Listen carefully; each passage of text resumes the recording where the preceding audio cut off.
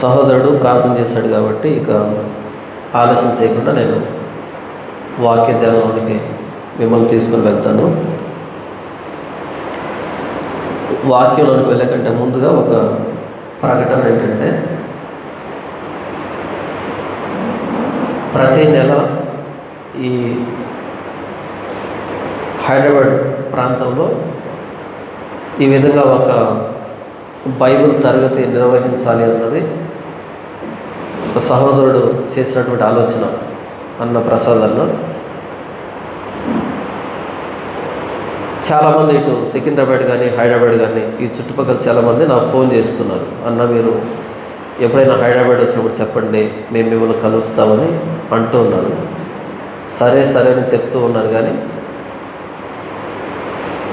ఎటు చాలామంది ఉన్నారు కాబట్టి నెలలో ఒకసారి ఇలా మనం కూడుకుంటే బాగుంటుంది అన్నది మేము అనుకున్నటువంటి ఆలోచన. ఎందుకు ప్రతి నెల ఈ విధంగా ఒక బైబిల్ క్లాస్ని నిర్వహించుకోవాలి అని అంటే,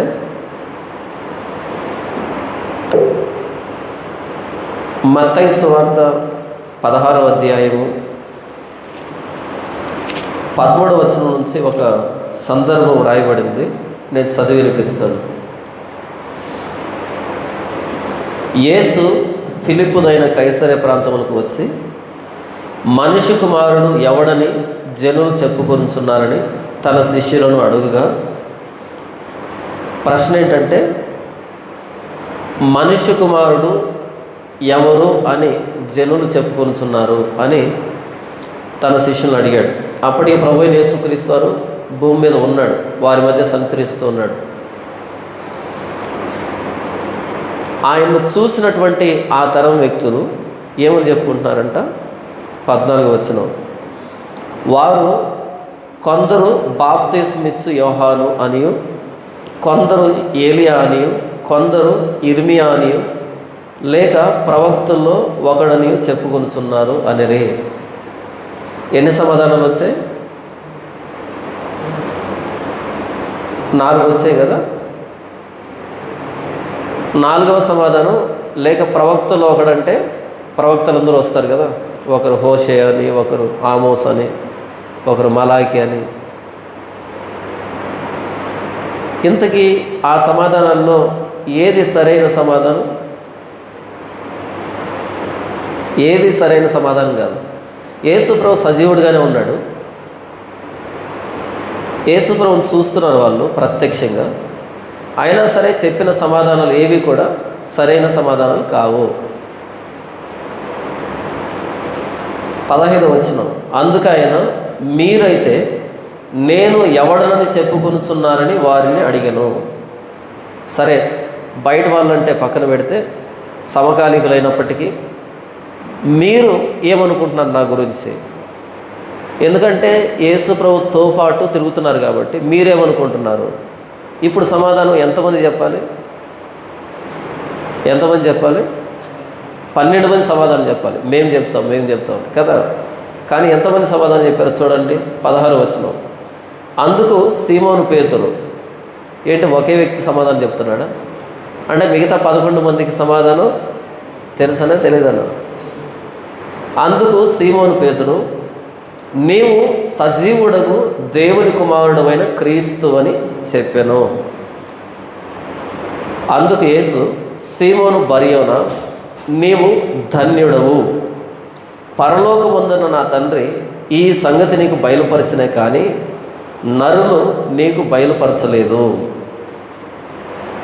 వెంటనే ప్రభువైన యేసుక్రీస్తు, సీమోను బర్యోనా, నీవు ధన్యుడవు. ఎందుకు ధన్యుడు అంటే, ఒకటి, నీవు సజీవుడగు దేవుని కుమారుడు అని సరి అయిన సమాధానాన్ని చెప్పావు, నంబర్ 1. నంబర్ 2, ఈ సమాధానం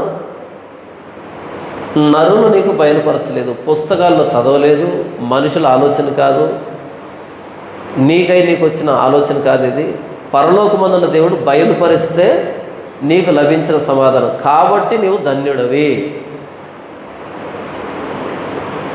ఇప్పుడు నేను చెప్పదలుచుకుంది ఏంటంటే, 2000 సంవత్సరాల క్రితం ప్రభువైన యేసుక్రీస్తు సజీవుడిగా ఉన్నప్పుడు ఆయన్ను ప్రత్యక్షంగా చూసినటువంటి సమకాలీకులకి యేసు ప్రభు ఎవరు అన్నది స్పష్టత లేదు.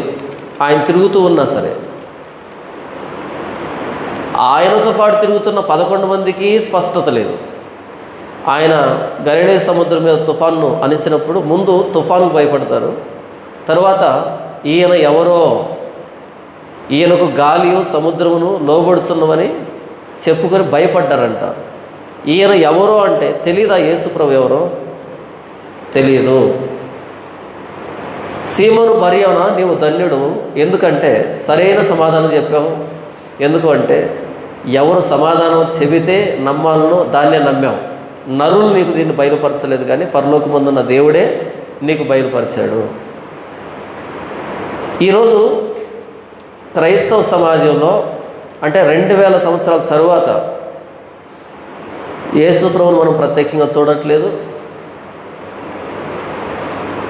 ఆ రోజు ప్రత్యక్షంగా చూసినటువంటి సమాజానికే యేసు ప్రభు ఎవరో స్పష్టత లేకపోతే, ఈరోజు మనకి యేసు ప్రభు ఎవరు అనే విషయం స్పష్టత ఉండే అవకాశం ఉందా? లేదు. లేదా మనం యేసు ప్రభు గురించి మాట్లాడుకుంటున్నామే, ఈ మాటలన్నీ కూడా నిజంగా దేవుడు బయలుపరిచినటువంటి ఈ లేఖనాల్లో నుంచి వచ్చినటువంటి యేసు ప్రభు వర్ణనేనా, లేకపోతే నరులు బయలుపరిచారా? పుస్తకాల్లోనూ సంస్థలు, డినామినేషన్లు, వారి వారి సొంత దర్శనాలు, ఆలోచనలు, ఇక్కడి నుంచి వచ్చినటువంటి యేసు ప్రభువా? ఏ యేసు ప్రభుని మనం అంగీకరిస్తున్నాం అన్నది ప్రశ్న. నిజంగా పరలోకమందున్న దేవుడు బయలుపరిచినటువంటి యేసు ప్రభు అయితే మనం ధన్యులమే. ఈ లేఖనాల్లో ఉన్నటువంటి యేసు ప్రభు అయితే ధన్యులమే.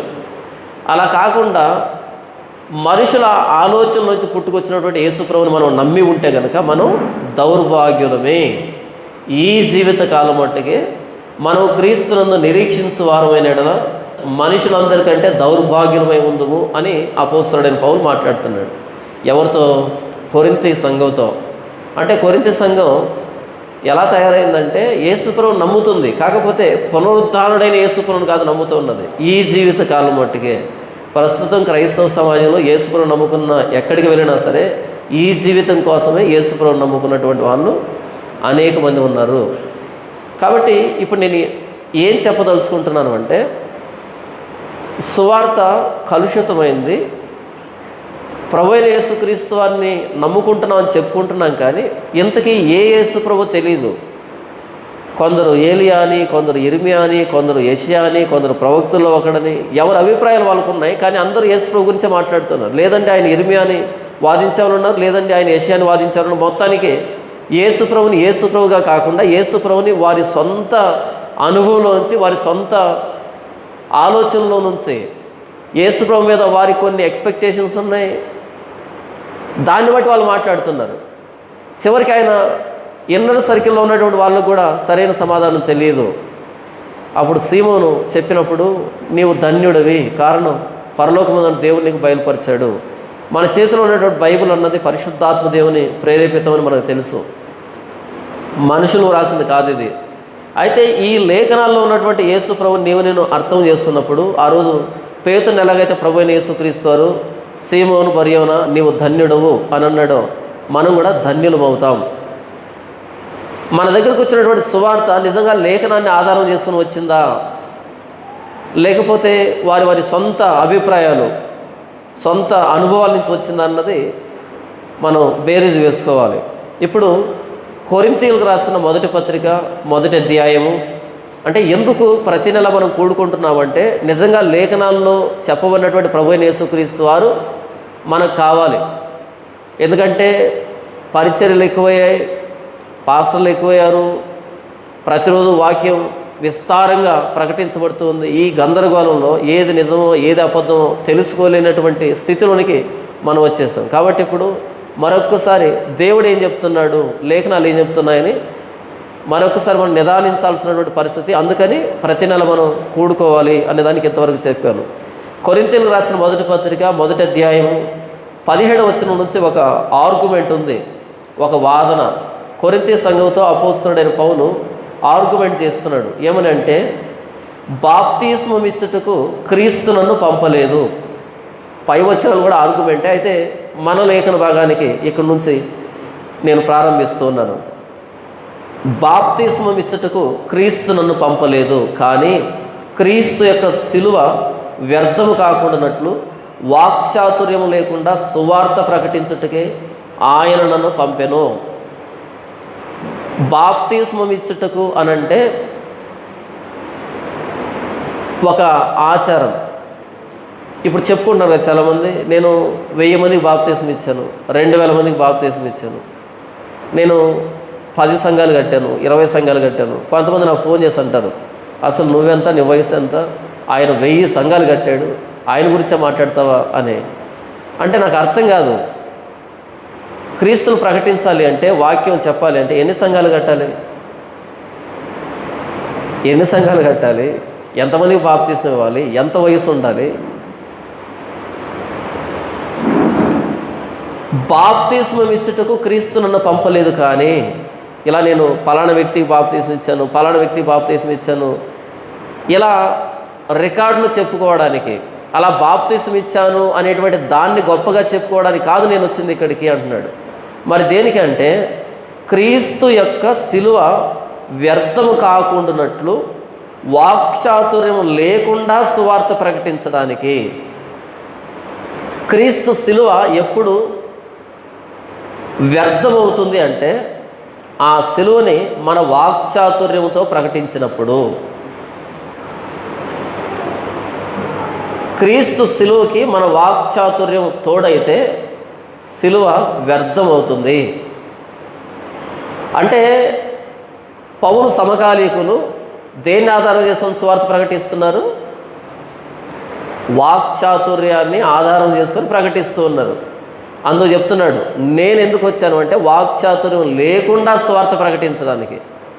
2వ అధ్యాయం 1వ వచనం, సహోదరులారా, నేను మీ వద్దకు వచ్చినప్పుడు వాక్చాతుర్యముతో కానీ జ్ఞానాతిశయముతో కానీ దేవుని మర్మమును మీకు ప్రకటించుతూ వచ్చిన వాడును కాను.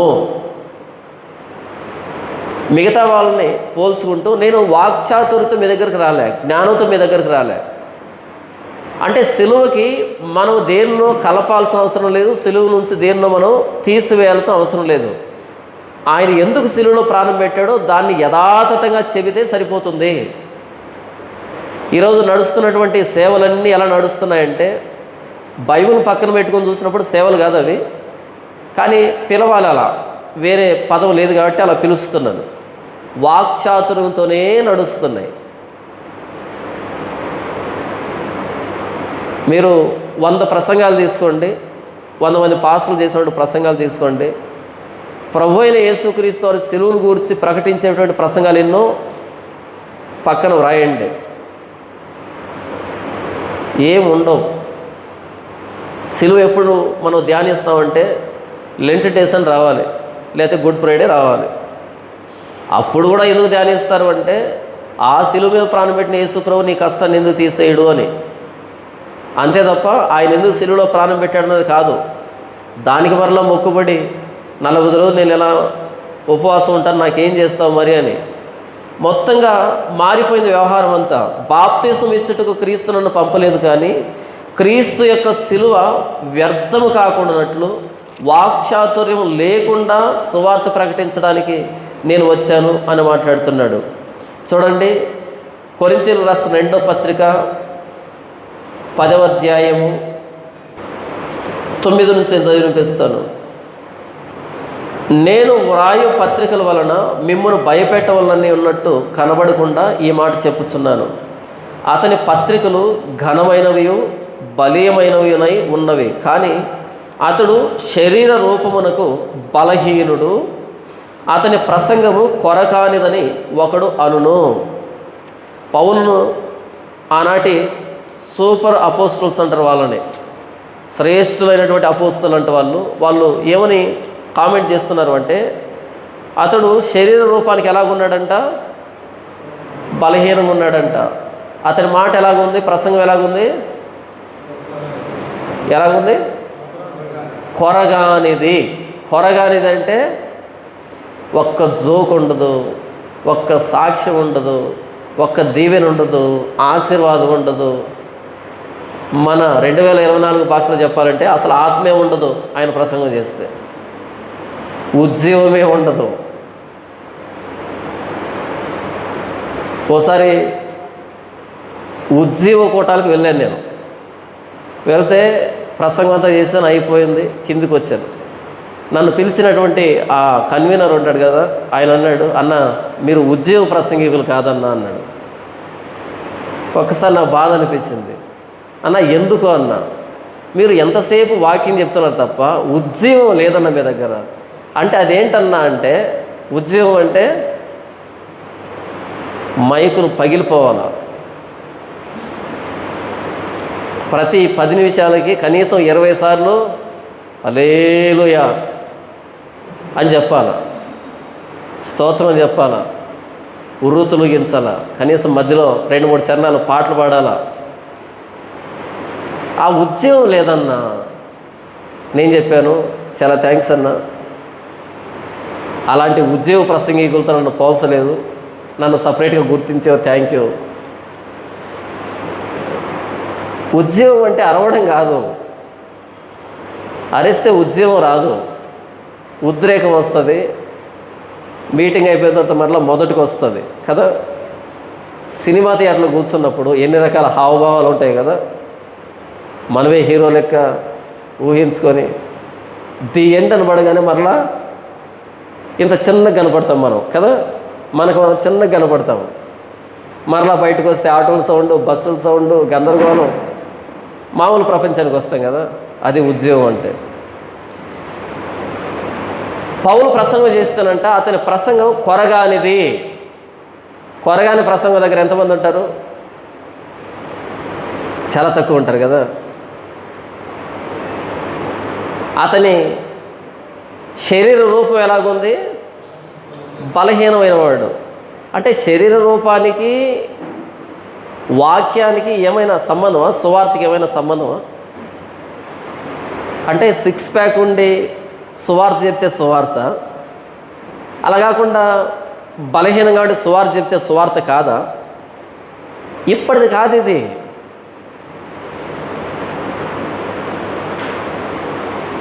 కొన్ని ప్రాంతాలకు వెళ్తే ఇప్పుడు పెద్ద పాస్టర్ చిన్న పాస్టర్ని ఎలా చూస్తున్నారు అంటే, ఆయన వచ్చేటువంటి కారు అది ఇన్నోవానా, ఫార్చునరా, లేకపోతే బెంజ్ కారా, ఆడీసా, అంటే ఈ కారును బట్టి పెద్ద ప్రసంగి కూడా చిన్న ప్రసంగి కూడా అన్నది చూస్తున్నారు. వేసుకునే బట్టలను బట్టి, ఆయనకు తీసిన రూమును బట్టి, ఆయన తినే తిండిని బట్టి. ఎవరో మీటింగ్ అడిగారు నన్ను, అడిగి అన్న ఎందుకు మీరు ఏం తింటారో చెబితే మేము రాసుకుంటాం అంటే చెబుతారంట. అలా ఉదయాన్నే టిఫిన్ ఇది, మధ్యాహ్నం లంచ్ ఇది అని వీళ్ళు చెబుతారంట. ఎప్పుడు నెల ముందే అవన్నీ మేము సిద్ధపరచాలి కదన్నారు. అలా చెప్పి చేయించుకోకపోతే చిన్న పాస్టర్ అంట. ఇది ఇప్పటిది కాదు ఈ సంప్రదాయం. అపోస్తలుడైన పౌలుకు ఎదురైనటువంటి సంఘటన ఇది. అతడు శరీర రూపానికి బలహీనంగా ఉన్నాడు. మరి శరీరం బలహీనంగా ఉంటే సువార్తకి ఏమైంది? సువార్తని భౌతికమైన విషయాలని ముడిపెట్టి చూసేటువంటి సంప్రదాయం అప్పటి నుంచే ప్రారంభమైంది. ఇప్పుడేం కొత్తగా వచ్చింది కాదు ఇది.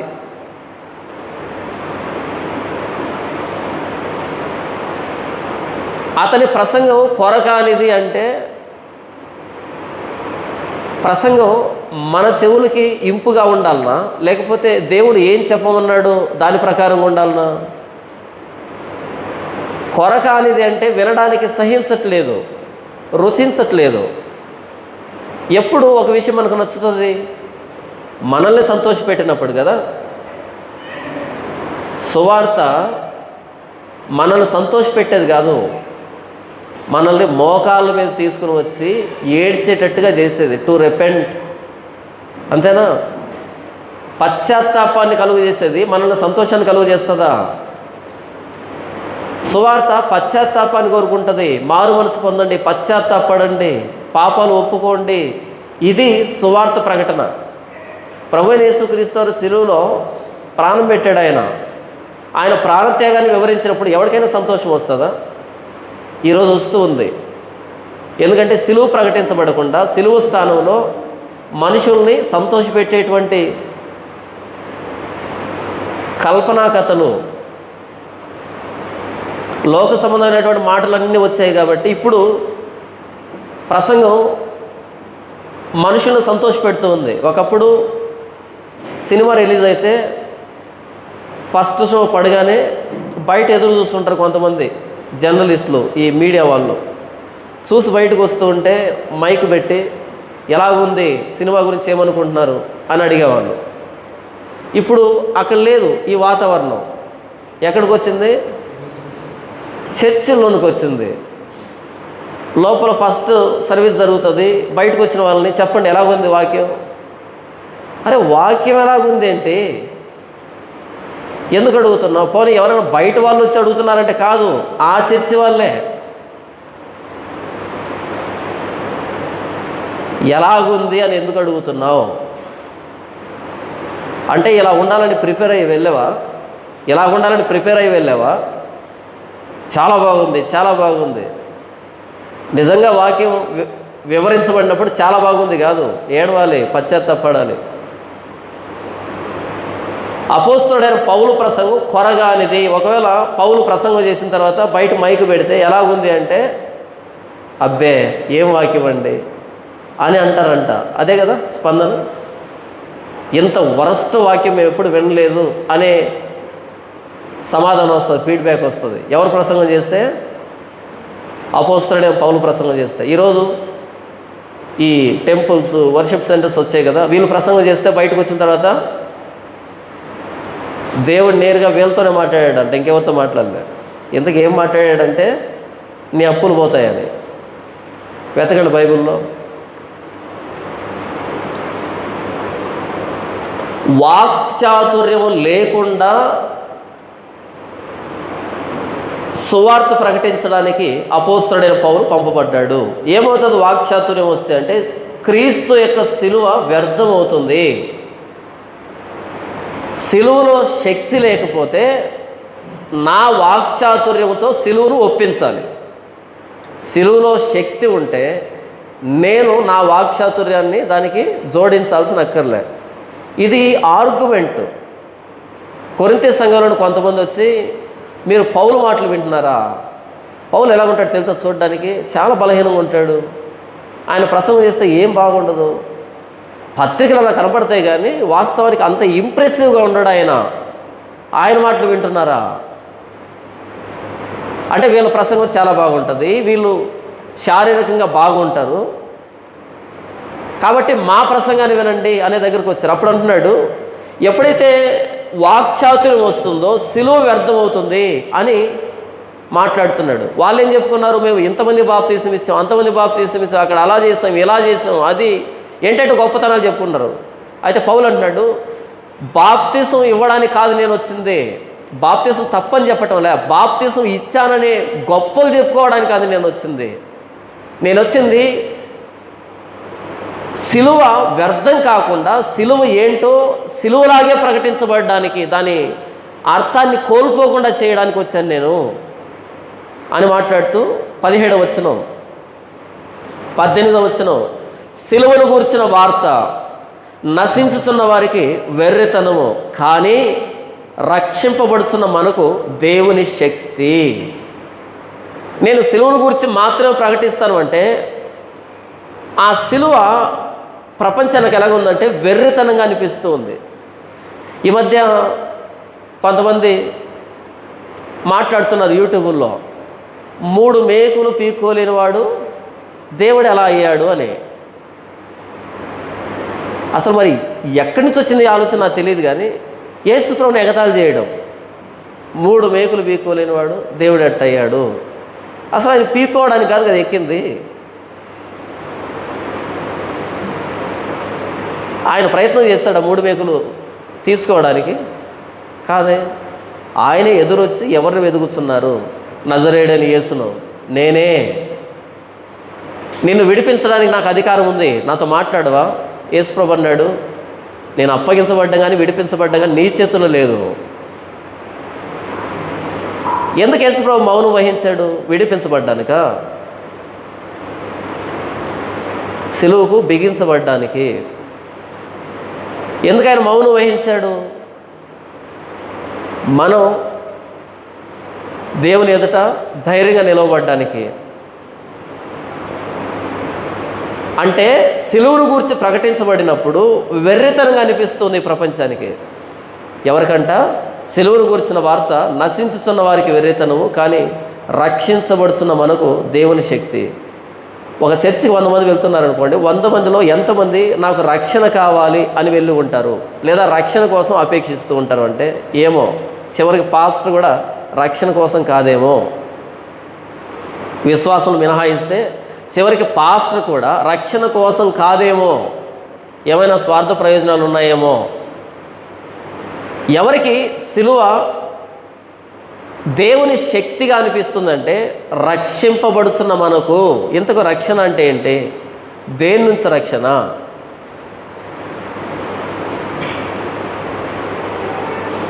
ఈ ప్రపంచంలో అనేకులు రక్షణ కావాలని కాదు బ్రతుకుతూ ఉన్నది. మరి అలాంటి వారందరికీ సిలువ అనేది వెర్రితనంగా అనిపిస్తుంది.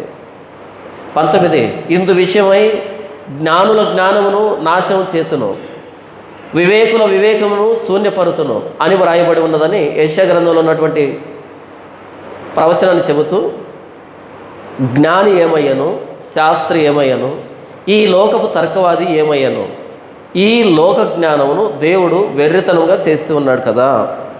దేవుని జ్ఞానానుసారముగా ఈ లోకము తన జ్ఞానము చేత దేవుణ్ణి ఎరుక్కుండినందున సువార్త ప్రకటనయను వెర్రితనము చేత నమ్మువారిని రక్షించుట దేవుని దయాపూర్వక సంకల్పమాయను.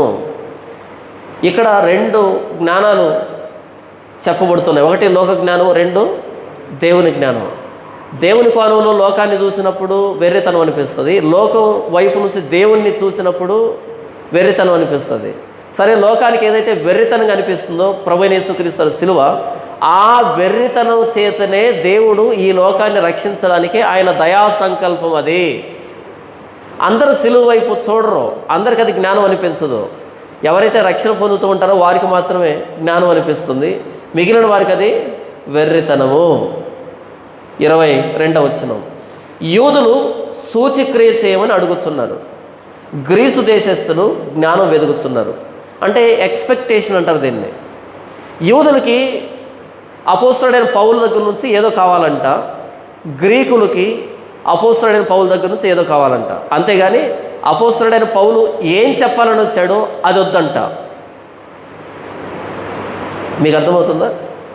అపోస్తలుడైన పౌలు ఎందుకు ఆ గ్రీకుల దగ్గరికి వెళ్ళాడు, అపోస్తలుడైన పౌలు ఎందుకు యూదుల మధ్య నిలవబడ్డాడు అనంటే ఆయనేదో చెప్పాలని వచ్చాడు, ఆయనేదో ఇవ్వాలని వచ్చాడు. కానీ గ్రీకులకి ఆయన చెప్పాలనుకున్నది వద్దంట, వాళ్ళకి జ్ఞానం కావాలంట. యూదుల మధ్యకి వెళ్తే యూదులకి ఆయన ఏం చెప్పాలనుకుంటున్నాడు వద్దంట, వాళ్ళకేదో కావాలి, దాన్ని పౌలు చేయాలి. ఎక్స్పెక్టేషన్. యూదులు సూచక్రియ చేయమని అడుగుతున్నారు. యేసు దగ్గరకు వచ్చి అదే అడిగారు, మాకు సూచక్రియ చేయి.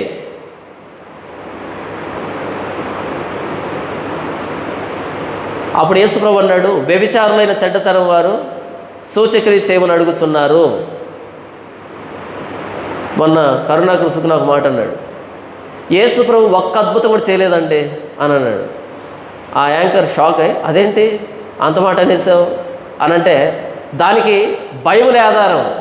అవునా, ఎక్కడా అంటే యేసుప్రభు అన్నాడు, వ్యభిచారులైన చెడ్డతనం వారు సూచక్రియ చేయమని అడుగుతున్నారు అని అన్నాడు యేసుప్రభు. అంటే ఆయన చేశాడా? చేయలేదు. ఏం చేద్దాం ఇలాంటి వాళ్ళందరినీ? అంతకుముందు ఎన్నో అద్భుతాలు చేశాడు, తర్వాత ఎన్నో అద్భుతాలు చేశాడు. ఆ సందర్భంలో ఇన్ని చేశాను కదా అని ఆ అసహనం అంటాం కదా, అంటే వారి వ్యభిచారం మనసుని వారికి తెలియజేస్తున్నాడు తప్ప తర్వాత చేయలేదని కాదు. ప్రభువైన యేసుక్రీస్తు వారు 4 రోజులు సమాధిలో ఉన్నటువంటి లాజర్ని బయటికి పిలిచాడు. దాన్ని చూసినటువంటి పరిసయ్యుల శిష్యులు పరిగెత్తుకుంటూ వెళ్ళి యేసుప్రభు చేసినటువంటి దాన్ని చెప్పారు. చెప్పగానే వాళ్ళు ఏం చేశారు? పరుగున వచ్చి, యేసుప్రభువా పొరపాటు పడ్డాం, తప్పైపోయింది, అపార్థం చేస్తున్నాం అని క్షమాపణ వేడారా? క్షమాపణ వేయలే. క్యాబినెట్ మీటింగ్ పెట్టుకున్నారు. ఏమని? ఈసారి యేసుప్రభువును మాత్రమే కాదు, మృతుల్లో నుంచి లేపిన లాజర్ను కూడా చంపాలంట.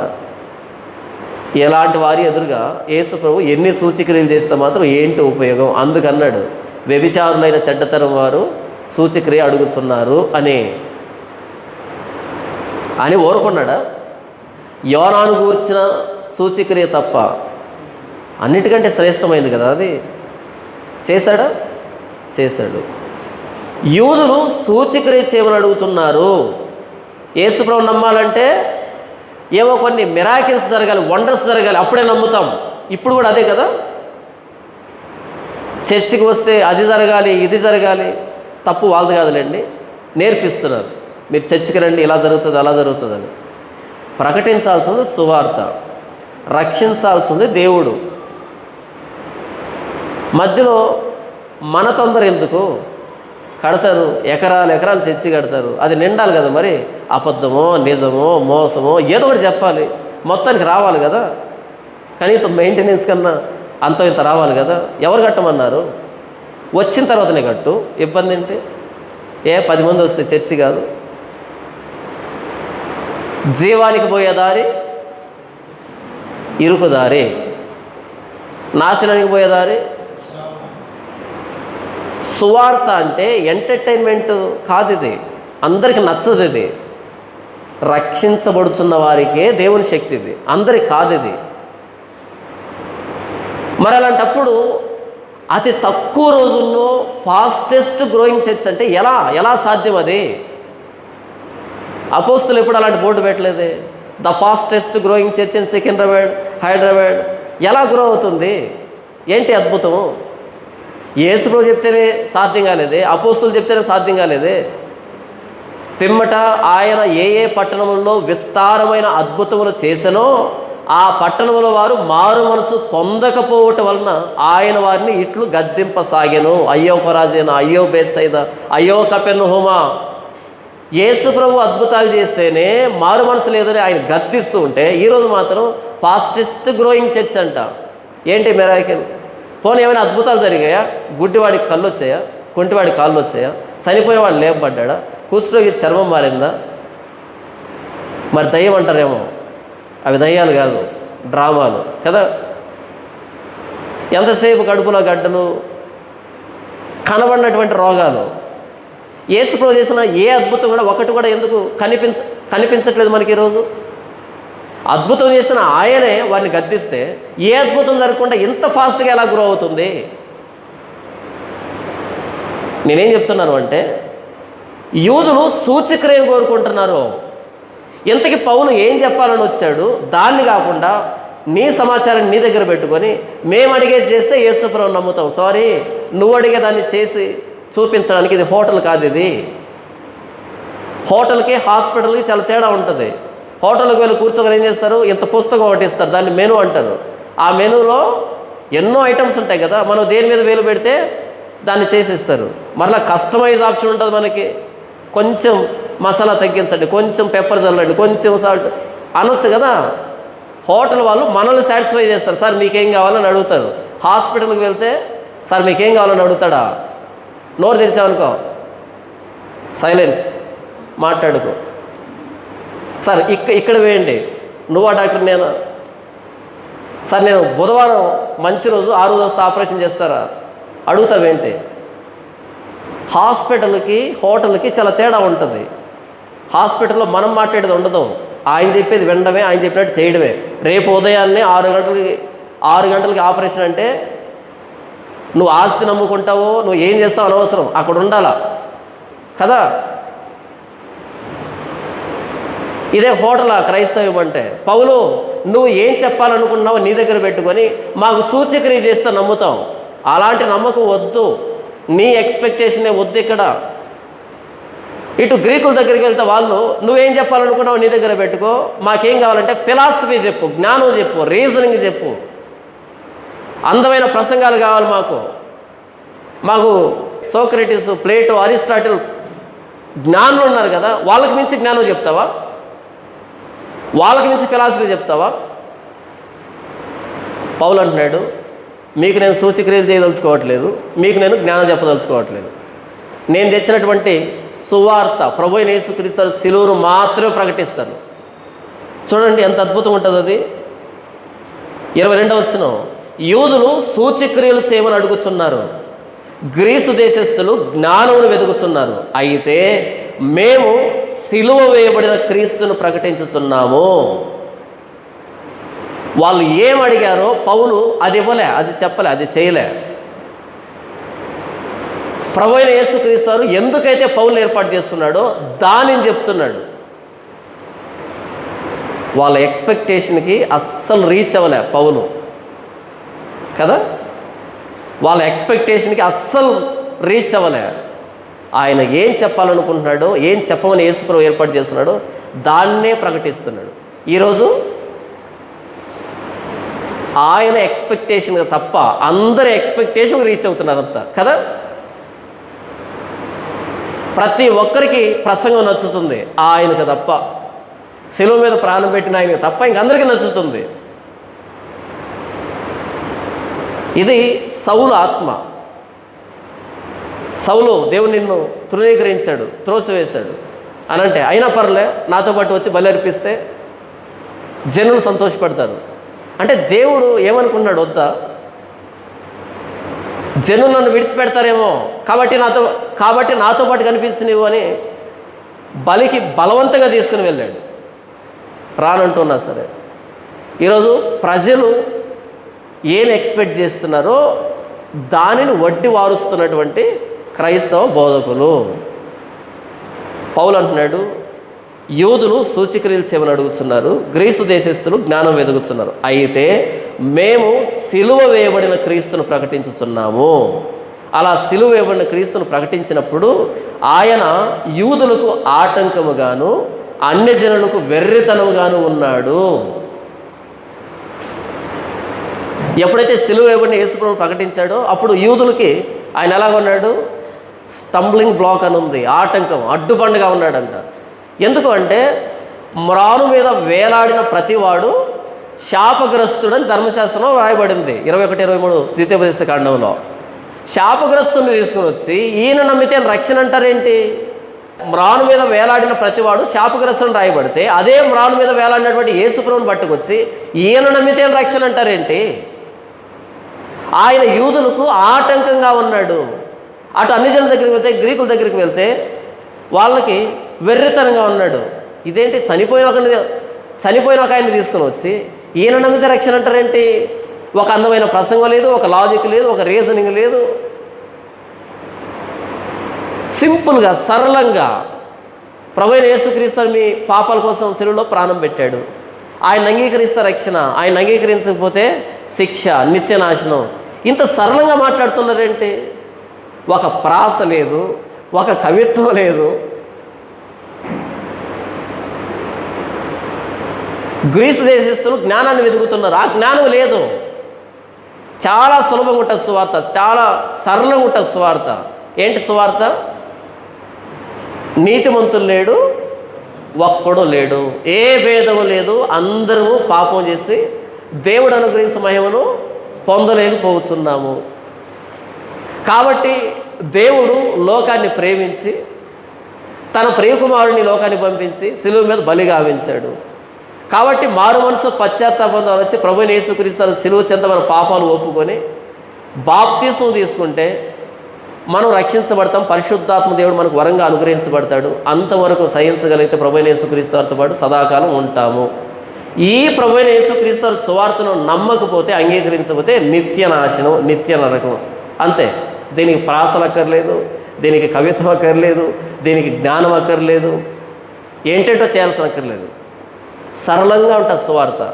ఇది వెర్రితనంగా అనిపిస్తుంది జ్ఞానులకి, గ్రీసు దేశస్తులకి. ఏంటి ఇంత సులభంగా మాట్లాడేస్తున్నారు? అదే మా జ్ఞానులు ఎలాంటి పుస్తకాలు రాశారు, ఎంతటి జ్ఞానం చెప్పారు ఈ ప్రపంచానికి. వాళ్ళకు మించి చెబితే కదా మేము ఏదైనా వింటాము, వాళ్ళకు మించకుండా చెబితే ఎలా? ఇంత సులభంగా ఎలా నమ్మాలి? యూదులైతే శిలువ మీద ప్రాణం పెట్టిన ఆయన తీసుకొచ్చి ఈయన నమ్మితే అని అంటారేంటి? యూదులకి ఆటంకంగా ఉంది సువార్త, సిలువ. అన్ని జనులకి వెర్రితనంగా ఉంది. పౌలు ఏమైనా సిగ్గుపడ్డా? పౌలు ఏమైనా చిన్నగా భావించాడు? 24వ వచనం, ఆయన యూదులకు ఆటంకంగాను అన్ని జనులకు వెర్రితనంగాను ఉన్నాడు, కానీ యూదులకేమి గ్రీసు దేశస్తులకేమి పిలువబడిన వారికే క్రీస్తు దేవుని శక్తియు దేవుని జ్ఞానమునై ఉన్నాడు. ఎవరైతే పిలువబడ్డారో వాళ్ళకే క్రీస్తు దేవుని శక్తి, దేవుని జ్ఞానం.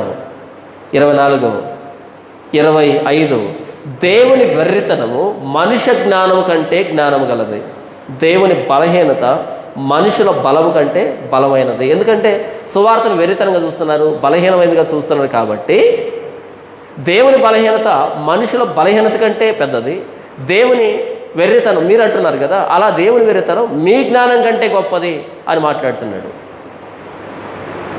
మానవుడు పుట్టించుకున్నటువంటి కొన్ని వేల మతాలు ఉన్నాయి కదా, ఈ వేల మతాల్లో వాళ్ళు ఎంత ప్రయత్నం చేస్తున్నా సరే మేము దేవుని దగ్గరికి వెళ్తామని నిశ్చయిత ఎవరికైనా ఉందా? ఎవరికి లేదు. ఎంత నిష్ఠగా ఉండడానికి ప్రయత్నం చేస్తారో వాళ్ళకి అర్థమవుతుంది పరిశుద్ధత అన్నది అంత ఆషామాషి విషయం కాదని. అసలు సాధ్యం కాదు, అది ఇంపాసిబుల్. ఎందుకంటే నీతిమంతుడు లేడు, ఒక్కడు లేదు. పుట్టుకతోనే మనమంతా పాపులమే. నేను పాపంలో పుట్టినవాడును, పాపంలోనే నా తల్లి నన్ను గర్భం ధరించను. పాపంలోనే పుట్టినప్పుడు మధ్యలో పరిశుద్ధత ఎలా వస్తుంది? అంతేనా? వేప చెట్టులో ఏ భాగం తీయగా ఉంటుంది చెప్పండి? వేప చెట్టులో ఏ భాగం తీయగా ఉంటుంది? ఏ భాగం తీయగా ఉండదు. ఎందుకని? దాని విత్తనమే చేదు. ఇక తీపిని మనం ఎందుకు ఎక్స్పెక్ట్ చేస్తాము కదా? మన ప్రారంభమే పాపం అయినప్పుడు మధ్యలో ఎక్కడి నుంచి వస్తుంది పరిశుద్ధత? అలా మధ్యలో పరిశుద్ధులుగా మారడానికి ప్రయత్నాలే ఈ మతాలు. అయితే ఈ నిష్ఠ, ఈ భక్తి ఏం చెబుతుందంటే, ఎంత భక్తిగా ఉండేదానికి ప్రయత్నం చేస్తాడో అంత పాపి అనే విషయం అర్థమవుతుంది. అయితే చాలామంది ప్రయత్నం చేయలేదు కాబట్టి మంచి అని అనుకుంటున్నారు. నిజంగా ప్రయత్నం చేస్తే ఏ మంచితనం కనిపించదు.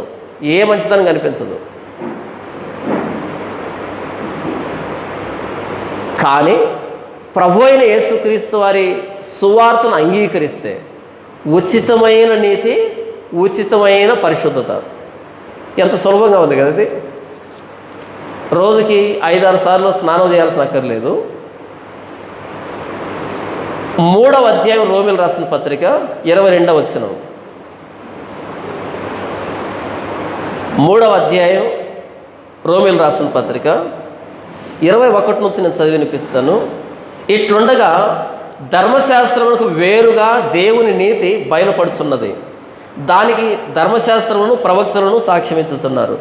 అది యేసుక్రీస్తునందలి విశ్వాస మూలమైనదై నమ్ము వారందరికీ కలుగు దేవుని నీతి అయి ఉన్నది. నమ్మితే చాలు, విశ్వాసం ఉంచితే చాలు. ఏ భేదములు లేదు, అందరూ పాపం చేసి దేవుడు అనుగ్రహించిన మహిమను పొందలేకపోతున్నారు. కాబట్టి నమ్మువారు ఆయన కృప చేతనే క్రీస్తు యేసునందలి విమోచనము ద్వారా ఉచితముగా నీతిమంతులని తీర్చబడుచున్నారు. ఏ నీతి ఇది? ఉచితమైన నీతి. ఉచితంగా దేవుడు నీతిమంతులుగా చేర్చాడు. ఎందుకు? ప్రభువైన యేసుక్రీస్తు శిలువని అంగీకరిస్తే చాలు. దేవుని బలహీనత మనుషుల బలం కంటే గొప్పది. ప్రభువైన యేసుక్రీస్తు ఎందుకు శిలువలో ఆ మేకుల మధ్య వేలాడవలసి వచ్చింది?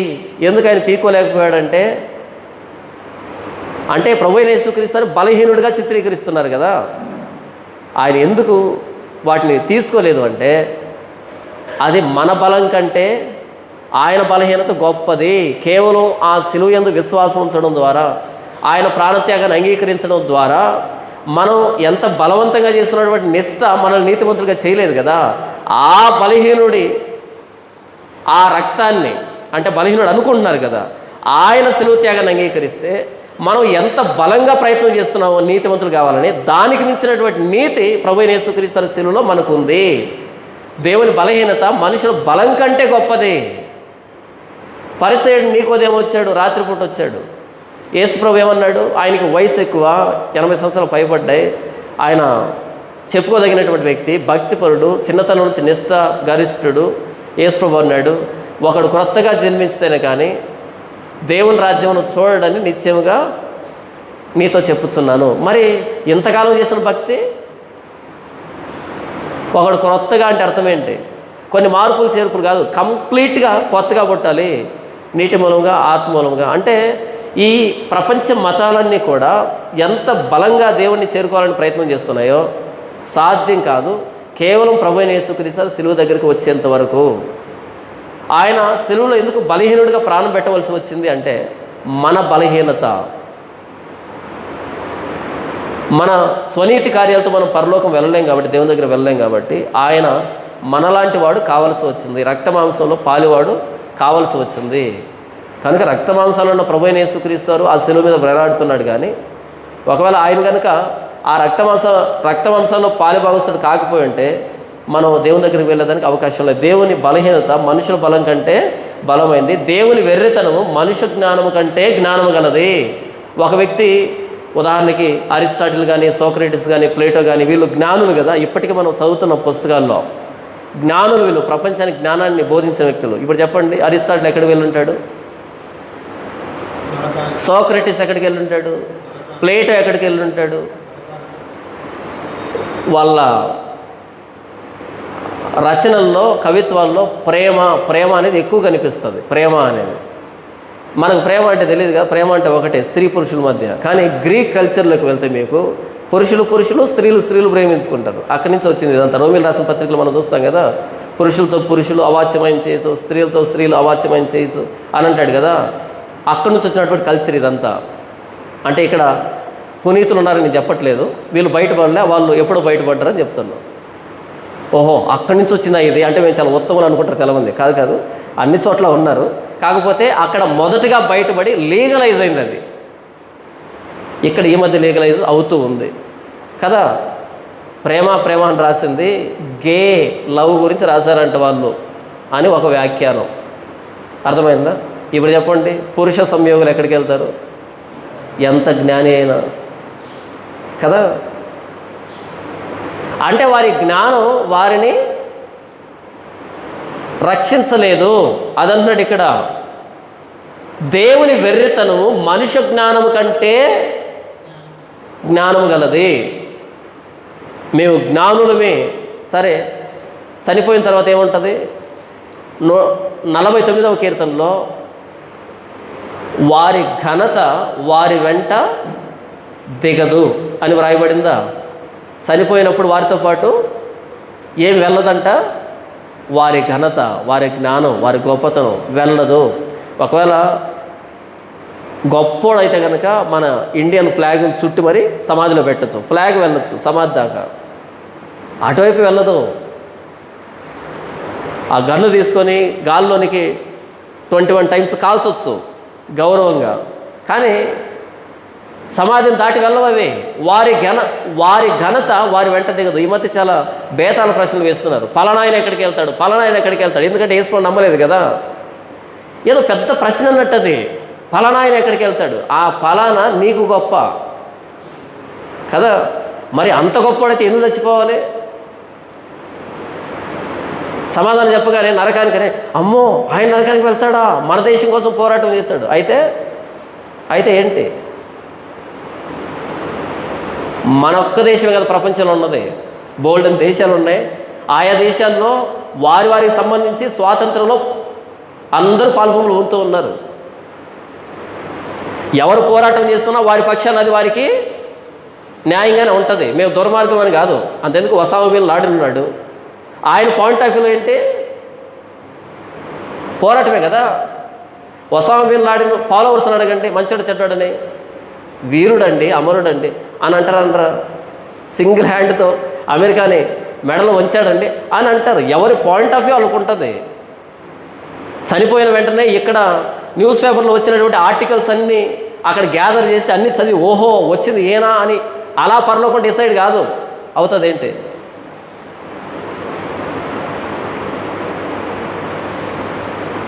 ఒక వ్యక్తి మరణించగానే ఇక్కడ బీబీసీలోనో సిఎన్ఎన్లోనో ఈటీవీ మా టీవీ ఆ టీవీ ఉంటాయి కదా, ఆ టీవీలో వచ్చిన న్యూస్ అంతా పెట్టుకొని విని అప్పుడు జడ్జిమెంట్ రాదు. మానవుడు పాపి, ఎంత జ్ఞానం ఉన్నా, ఎంత బలం ఉన్నా, ఎంత పాపులారిటీ ఉన్నా మానవుడు పాపి. ప్రభు అయిన యేసుక్రీస్తు పాదముల చెంతకు రానంత వరకు పాపి, అంతే. ఎవరైనా సరే, ఏ దేశమైనా సరే, ఏ కులమైనా, ఏ మతమైనా, ఏ ప్రాంతమైనా, ఎవరైనా సరే, ఏ భేదము లేదు. అందరూ పాపం చేసి దేవుడు అనుగ్రహించే మహిమను పొందలేకపోతున్నారు. ఏ భేదం లేదు. ప్రభు అయిన యేసుక్రీస్తు వారి బయట నీతి లేదు. ఆస్కార్ వైల్డ్ అని తెలుసు కదా, ఆస్కార్ వైల్డ్ చాలా గొప్ప కవి, చాలా గొప్ప ప్లే రైటర్. ఆయన అప్పట్లో సెన్సేషన్. ఆయన ఏమంటాడు అంటే, మనమంతా గట్టర్లో గలీజ్ తింటున్నటువంటి పందులవి అంటాడు. ఎలా పోల్చాడు ఆయన ప్రపంచాన్ని? గట్టర్లో గలీజ్ తింటున్నటువంటి పందులు అందరూ, ప్రపంచం అంతా. అయితే అక్కడక్కడ కొన్ని పందులు ఆకాశం వైపు చూస్తున్నాయి అంటాడు.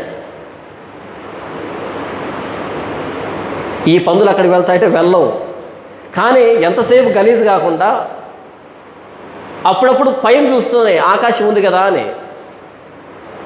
అవే మనం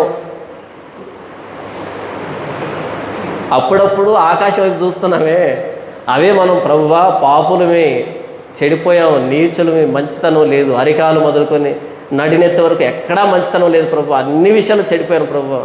నీ కృప మీద ఆధారపడుతున్నా ప్రభువా. కేవలం నువ్వు దయ తెలిస్తే తప్ప. అప్పుడప్పుడు పైకి చూస్తున్నాం కదా. మిగతా పందులు ఏ పైనే ఉంది, అంత కిందే ఉంది కదా. అంత పెద్ద ప్లే రైటరు ఆయన చెప్పింది ఏంటంటే, we're all pigs in the gutter. కొన్ని పందులు ఆకాశాన్ని చూస్తున్నాయి, కొంచెం పైన చూస్తున్నాయి, అక్కడికి వెళ్ళగలమని ఆలోచిస్తున్నాయి. కాబట్టి దేవుని వెర్రితనము మనుష్య జ్ఞానము కంటే జ్ఞానము గలది. ఈ మధ్య ఎవరో అడిగారు, నన్ను అడిగారు, చాలా పెద్ద పెద్దగా మాట్లాడుతున్నావు నువ్వు, ఒక్క సంస్కృత శ్లోకం చెప్పరాదు అన్నాడు. నేను చెప్పాను, నా బైబిల్ సంస్కృతంలో ఉండుంటే అది కూడా నేర్చుకునేవాడిని. తెలుగులో ఉంది, ఇంకెందుకు సంస్కృతం? అంటే సంస్కృతంలో మాట్లాడితే పెద్ద విశేషమా? అది లాంగ్వేజ్ మాత్రమే. విషయం అన్నది నాకు అర్థం కావాలి, అంతే. అది ఏ భాష అయితే ఏంటి? మరి వేదం అని అడగండి, హెబ్రీలో ఒక ముక్క చెప్పరాదు అని కదా. అతి పురాతనమైన భాష ఏంటి? హెబ్రీ. మరి చెప్పు, హెబ్రీలో ఒక ముక్క చెప్పు. ఏ భాష అయినా అందులో భావం మనకు అర్థం కావాలి. భాష అనేది నాలో ఉన్న భావము నీకు వ్యక్తీకరించే మాధ్యమం మాత్రమే. అంటే భాష అంటే ఏంటో కూడా తెలియనటువంటి అజ్ఞానులు వీళ్ళు. భాష మాత్రమే అంటే ఏమడుగుతున్నారు అంటే, ఇంత సరళంగా చెప్తున్నారేంటి మీరు? మనం తెలుగు చదువుకున్నాం కదా, పద్యం ఎలా ఉండాలి, ఎన్ని పాదాలు ఉండాలి, ఇవన్నీ చదువుకున్నాం కదా. ఒక్కో లైన్లో ఎన్ని అక్షరాలు ఉండాలి. ఇలా రాస్తేనే అది జ్ఞానమా? ఇలా రాస్తే జ్ఞానం కాదు. గ్రీసు దేశస్తులు జ్ఞానాన్ని వెతుకుతున్నారు, యూదులు సూచక్రియలు అడుగుతున్నారు. నేను మాత్రం సిలువ ఇవ్వబడిన క్రీస్తును ప్రకటించుతున్నాను. ఎవరికి నచ్చదు కదా అంటే, నచ్చదు. ఏర్పరచబడిన వారికే. క్రీస్తు సిలువ దేవుని జ్ఞానము, దేవుని శక్తి. ఏర్పరచబడిన వారికి మాత్రమే. ఈరోజు ప్రభువైన యేసుక్రీస్తు వారి సిలువని ఉన్నది ఉన్నట్టుగా ప్రకటించే వాళ్ళు లేని కారణం చేత మరొకసారి మనం 2000 సంవత్సరాల క్రితం ప్రభువైన యేసుక్రీస్తు వారు చెప్పబడినటువంటి సువార్త ఏంటో దాని గురించి మనం ఆలోచిస్తూ ఉన్నాం. ప్రభువైన యేసుక్రీస్తు వారు అపోస్తుల్ని ప్రపంచానికి పంపిస్తూ చెప్పిన మాట ఏంటంటే, మీరు సర్వలోకానికి వెళ్ళి, సర్వసృష్టికి వెళ్ళి సువార్తను ప్రకటించండి. సువార్త అంటే ప్రభువైన యేసుక్రీస్తు వారి మరణ, సమాధి, పునరుద్ధానాలు ప్రకటించండి. నమ్మి బాప్తిసం పొందినవాడు రక్షింపబడతాడు, నమ్మని వారికి శిక్ష విధించబడుతుంది. సువార్త ప్రకటించేటువంటి చర్చిలు ఎక్కడా? మనుషులు ఏం కోరుకుంటున్నారో, వాళ్ళు ఏం ఎక్స్పెక్ట్ చేస్తున్నారో ఆ ఎక్స్పెక్టేషన్కి రీచ్ అవుతున్నారు. అందుకే కదా ఏసీ చర్చిలు వచ్చాయి. ఏంటి, ప్రజల మీద ప్రేమతో అనుకుంటున్నారా ఏసీ చర్చిలు వచ్చింది? మనుషుల ఎక్స్పెక్టేషన్కి. ఎందుకని? ఏసీలో ఉండేవాడు ఏ చర్చికి వెళ్ళడానికి ఇష్టపడతాడు? కారులో తిరిగేవాడు ఏ చర్చికి వెళ్ళడానికి ఇష్టపడతాడు?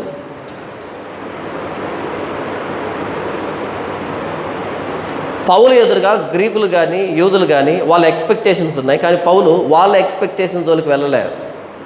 ప్రభు ఏమి చెప్పమన్నాడో దాన్నే చెబుతున్నాడు. రోమీయులకు రాసిన పత్రిక 5వ అధ్యాయము 5వ వచనం నుంచి, ఎందుకనగా ఈ నిరీక్షణ మనలను సిగ్గుపరచదు, మనకు అనుగ్రహింపబడిన పరిశుద్ధాత్మ ద్వారా దేవుని ప్రేమ మన హృదయంలో కుమ్మరింపబడి ఉన్నది. దేవుని ప్రేమ మన హృదయాల్లో ఎలా కుమ్మరించబడుతుందంట? పరిశుద్ధాత్మ దేవుని ద్వారా కదా. ఈరోజు దేవుని ప్రేమ ఎలా కుమ్మరించబడుతుందంటే పెద్ద పెద్ద సౌండ్ సిస్టమ్ ద్వారా కదా. దేవుని ఎప్పుడు ఆరాధిస్తున్నారు? ఎలా ఆరాధిస్తున్నారు అంటే సౌండ్ సిస్టమ్. ఎంత సౌండ్ పెంచితే అంత ఉద్రేకం వస్తుంది, అంత ఆనందం వస్తుంది, అంతగా ఆరాధిస్తారు కదా. సౌండ్ లేకపోతే వీళ్ళు కూడా ఏ సౌండ్ ఉండదు. ఆరాధన పేరుతో అందరు లేచి నిలబడ్డం, మొత్తం లైట్లన్నీ ఆఫ్ చేసి ఆ ఎర్రవి పచ్చవి లైట్లు పడతాయి కదా, ఇలా రౌండ్ తిరుగుతుంటాయి, కింద స్మోక్ వదులుతారు. అప్పుడు వేదిక మీద ఒకే ఆయన ఉంటాడు, ఆయన మీద ఫోకస్ లైట్ పడుతుంది, చుట్టూ అంతా డార్క్ ఉంటుంది. ఆయన మైకిల్ జాక్సన్ కంటే బిల్డప్ ఇచ్చి పాడుతుంటాడు. ఏదో అందరు కళ్ళు మూసుకొని తన్మయం చెందుతూ ఉంటారనమాట. అది వర్షిప్ అంటారా? దాన్ని వర్షిప్ అంటారా? కళ్ళు మూసుకొని పాటలు పాడేది కాదు ఆరాధన అంటే. ఈ నిరీక్షణ మనల్ని సిగ్గుపరచదు, మనకు అనుగ్రహింపబడిన పరిశుద్ధాత్మ ద్వారా దేవుని ప్రేమ మన హృదయంలో కుమ్మరించబడి ఉన్నది. దేవుని ప్రేమ పరిశుద్ధాత్మ దేవుడు మన హృదయంలో కుమ్మరించాలి, సౌండ్ సిస్టాలు కాదు. ఈరోజు సౌండ్ సిస్టమ్ ద్వారా దేవుణ్ణి ఆరాధిస్తామనే భ్రమలో ఉన్నారు. 6వ వచనం, ఏలయనగా మనం ఇంకా బలహీనులమై ఉండగా క్రీస్తు యుక్త కాలమున భక్తిహీనుల కొరకు చనిపోయాను. ఈ విషయం అర్థమైతే లోపల నుంచి ఆరాధన తన్నుకు వస్తుంది. క్రీస్తు ఎవరి కోసం ప్రాణం పెట్టాడంట? భక్తిహీనుల కోసం. ఇది నచ్చల ప్రపంచానికి, ఇది అర్థం కాల ప్రపంచానికి. అదేంటి, పాపుల్ని శిక్షించాలి కానీ పాపుల్ని క్షమించడం ఏంటి? అర్థం కాక వాళ్ళకు కాదు, మనకు కూడా అర్థం కాలే. అర్థమైతే ఎక్కడి నుంచి వస్తుంది ఆరాధన? క్రీస్తు భక్తిహీనుల కోసం ప్రాణం పెట్టాడు. ఎవరి కోసం ప్రాణం పెట్టాలి? 7వ వచనం, నీతిమంతుని కొరకు సహితము ఒకడు చనిపోవట అరుదు. నీతిమంతుడి కోసం ఒకడు చనిపోవడం వెరీ ఫ్రీక్వెంట్ అంటాంలే, వెరీ రేర్ కదా, రేర్. నీతిమంతుడి కోసం సైతం ఒకడు చనిపోవడం రేర్, అది జరగదు. అది ఓసారి యుద్ధం జరిగింది ఇశ్రాయేలులకి ఫిలిస్తీన్లకి. అప్పుడు యోనాతాన్ అన్నాడు తన ఆయుధాలు మోసేటువంటి పడుచువాన్ని, నేను ఫిలిస్తీన్ల మీదకి వెళ్ళాలనుకుంటున్నా. రక్షణ ఇచ్చేది దేవుడు కదా, ఆయన కొద్దిమంది చేత కానీ అనేకుల చేత కానీ రక్షణ అనుగ్రహిస్తాడు. రక్షణ ఆయన ఇచ్చేటప్పుడు ఎంతమంది పోతే ఏంటి, నేను వెళ్ళాలనుకుంటున్నా. అప్పుడు వెంటనే ఆయుధాలు మోసే పడుచువాడు అన్నాడు, నేను కూడా వస్తా. దేవుని హృదయం ఏం పెట్టాడో దాని ప్రకారం వెళ్దాం. అంతమంది సైన్యం మీదకి 2 వెళ్ళడమా? యోనాతాను నీతో పాటు నేను చనిపోవడానికి సిద్ధం. ఎందుకని? యోనాతాను మంచోడు, భక్తిపరుడు, ధైర్యశాలి, తెలివైనోడు. కాబట్టి నువ్వు పద, నేను కూడా వస్తా, నీతో పాటు చచ్చిపోవడం నాకు ఇష్టమే కదా. నీతిమంతుని కొరకు ఒకడు చనిపోవడం అరుదు, అది కూడా అరుదు. ఎస్తేర్ అంది, నేను రాజు దగ్గరికి వెళ్తాను, రాజు దగ్గరికి వెళ్ళడం విధికి వ్యతిరేక్తంగా ఉన్నను నేను వెళ్తాను, నేను నశించినా నశిస్తాను. ఎందుకని తను ప్రాణం పెట్టడానికి సిద్ధపడిందంటే పోతే తనొక్క ప్రాణమే, అది సఫలమైతే యోధా జాతి బ్రతికించబడుతుంది కదా. అంతమంది రక్షించడానికి తనొక్కతి వెళ్ళడానికి సిద్ధపడింది. రూతు నయోమితో ఉంది, నన్ను తిరిగి వెళ్ళమని అనొద్దు, నీవెక్కడికి వస్తే నేను అక్కడికి వస్తాను, నీ బంధువులే నా బంధువులు, నువ్వు తింటే తింటాను, నువ్వు ఎక్కడ చనిపోతే నేను ఎక్కడ చచ్చిపోతాను, నీ దేవుడే నా దేవుడు, నీ జనాంగమే నా జనాంగం, నువ్వు ఎక్కడ మరణిస్తావో నేను కూడా అక్కడే మరణిస్తాను. ఎందుకంటే నయోమిని ఎరిగినటువంటిది, తెలిసినటువంటిది, తన అత్త కాబట్టి. అందులో అర్థం ఉంది. ఓసారి దావీదు పారిపోయి అరణ్యంలో ఉన్నాడు. అరణ్యంలో ఉన్నప్పుడు దావీదుకి ఒక వింత కోరిక వచ్చింది. బెత్లెహేములో ఉండేటువంటి బావి ఉంది కదా, అక్కడి నుంచి ఎవరైనా నాకు నీళ్ళు తెస్తారా, ఆ నీళ్ళు తాగాలనిపిస్తుంది నాకు అన్నాడు. అప్పుడు వెంటనే కొంతమంది లేచి ప్రాణాలకు తెగించి వెళ్ళి ఆ నీళ్లు పట్టుకొచ్చారు. అక్కడ రాయబడుతుంది, ఇది వారి రక్తం, వాళ్ళు నీళ్ళు తెచ్చారు, ఈ క్రమంలో చనిపోయి ఉంటే కాబట్టి నేను ఎలా తాగాలి వారి రక్తాన్ని అని ఆయన నేల మీద పడేస్తాడు. దావీదు కోసం ప్రాణం పెట్టడానికి సిద్ధమయ్యారు వీళ్ళు. యోవాబు అంటాడు, రాజా నీవు యుద్ధానికి రావద్దు, మేము ఎంతమంది చనిపోయినా సరే అదొక లెక్క అవుతుంది, నీవు చనిపోతే అదొక లెక్క అవుతుంది, నీవు ఇశ్రాయేలుకు దీపం కాబట్టి నీవు జాగ్రత్తగా ఉండాలి, మేము పోతాం యుద్ధానికి, నువ్వు ఇక్కడే ఉండు. దావీదు కోసం ప్రాణం పెట్టచ్చు. కారణం ఏంటంటే ఆయన భక్తిపరుడు, యెహోవాకు హృదయానుసారుడు, రాజు, గొప్పోడు కాబట్టి ప్రాణం పెట్టడానికి ఓకే. ఇలా మనం యోనాతాను దావీదు కోసం ప్రాణం పెట్టడానికి సిద్ధపడతాడు. నాన్నేమో దావీదును చంపడానికి ప్రయత్నం చేస్తూ ఉంటే యోనాతాను మాత్రం దావీదును కాపాడడానికి అలా 2 సార్లు ఈటును తప్పించుకుంటాడు కదా. ఒకవేళ తగిలి ఉంటే ప్రాణం పోయిండు. అయినా సరే దావీదు కోసం ప్రాణం పెట్టడానికి కూడా సిద్ధపడ్డాడు. పేతురు అంటాడు, ప్రభువా వీళ్ళంతా నేను విడిచిపెట్టిపోవచ్చు, నేను నీ కోసం ప్రాణం పెట్టడానికి కూడా సిద్ధం. పెట్టచ్చు, ఎందుకంటే యేసు ప్రభు ప్రాణం పెట్టడానికి అర్హుడు. ఇదంతా ఒక లెక్క అయితే యేసు ప్రభు మన కోసం ప్రాణం పెట్టడం ఏంటి?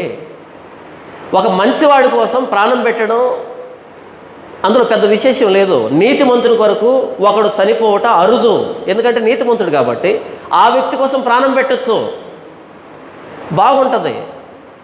అంతెందుకు, ఒక సెలబ్రిటీ మరణించినప్పుడు కొంతమంది గుండాకి చనిపోయారు అని చెప్తారు, మరి ఎంతవరకు నిజం మనకు తెలియదు కదా. మైకేల్ జాక్సన్ మరణించగానే కొంతమంది చచ్చిపోయారంట. ప్రశ్న ఏంటంటే ఆయన పిల్లలు ఎందుకు చచ్చిపోలేదు? ఎవరు చచ్చిపోవాలి?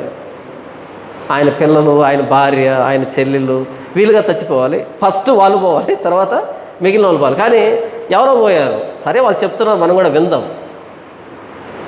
ఒకవేళ చనిపోయింది వాస్తవమైనా సరే ఆ వ్యక్తి గొప్పోడు కాబట్టి ఆ వ్యక్తి కోసం ప్రాణం పెట్టారు అంటే అర్థం ఉంది అందులో. కానీ ఇక్కడ తలక్రిందులుగా ఉంది చూడండి, నీతిమంతుని కొరకు సహితము ఒకడు చనిపోవట అరుదు, మంచివాని కొరకు ఎవడైనా ఒకవేళ తెగింపవచ్చును. అయితే దేవుడు మన ఎడల తన ప్రేమను వెల్లడిపరుచుతున్నాడు. ఎట్లనగా మనం ఇంకను పాపులమై ఉండగానే క్రీస్తు మన కొరకు చనిపోయెను. ఇది సువార్త. మనం ఇంకా పాపులమై ఉండగానే క్రీస్తు మన కొరకు చనిపోయాను.